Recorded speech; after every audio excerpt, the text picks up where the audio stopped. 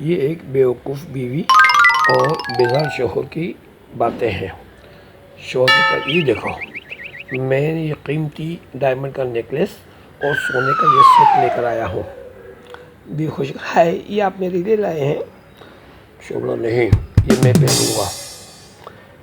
بھی کہتی جائیے، میں آپ سے نہیں بولتی، آپ نے اپنے لیے سیٹ اور نیکلیس بنوا لیا اور میرے لیے کچھ بھی نہیں لائے۔ وہ تو ارے بھائی، یہ میں اکیلا نہیں پہنوں گا، تم بھی پہن سکتی ہو۔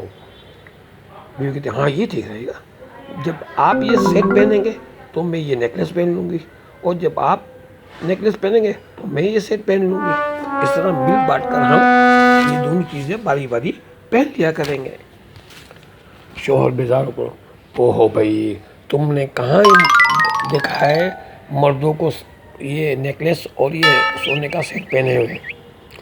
بھائی میں نے لڑکوں کو دیکھا ہے جن کے گلے میں سونے کی چین ہوتی ہے، کانوں میں بالیاں ہوتی ہیں، ہاتھوں میں ریبن ہوتا ہے، تو میں نے سوچا کہ لڑکے تو یہ پہنتے رہتے ہیں، اب ہو سکتا ہے لڑکوں سے فیشن نکل کے اب بڑے مردوں میں بھی آ گیا ہو، اب بڑی عمر کے مرد بھی پہننے لگے ہوں سونے کی چین، کانوں میں بالیاں، سونے کے سیٹ، سونے ڈائمنڈ کے نیکلیس وغیرہ۔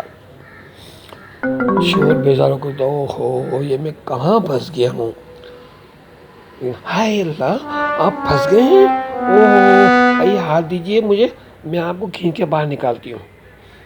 بولا ہاتھ دینے سے کھینچ کے باہر کیا مطلب؟ ارے بھائی آپ نے کہا نا میں پھنس گیا ہوں، ہاں تو آپ میرے خیال میں صوفے میں پھنس گئے ہیں بری طرح، تو آئیے ہاتھ دیجئے، میں آپ کو کھینچ کے صوفے سے باہر نکالتی ہوں، آئیے دیجئے ہاتھ دیجئے ہاتھ دیجئے۔ شوہر بیزار کو تو اوہو بھائی میں صوفے میں نہیں پھنسا ہوا ہوں، میں تو تمہاری یہ جو بیوقوفیاں اور نادانیاں جو ہیں تمہاری اور ناسمجھی کی جو باتیں ہیں ان میں پھنسا ہوا ہوں۔ اب تم غور سے سنو اور اپنے ذہن میں یہ باتیں جو بتا رہا ہوں وہ اپنے ذہن میں بٹھا لینا۔ بیوی ذہن میں مطلب ذہن میں بٹھا لینا؟ اوہ نہیں، تم صرف سن لو، یہ نیکلیس اس میں قیمتی ہیرا لگا ہوا ہے اور یہ سونے کا سیٹ ہے، اس کو سنبھال کے تجوری میں اچھی طرح بند کر کے رکھنا۔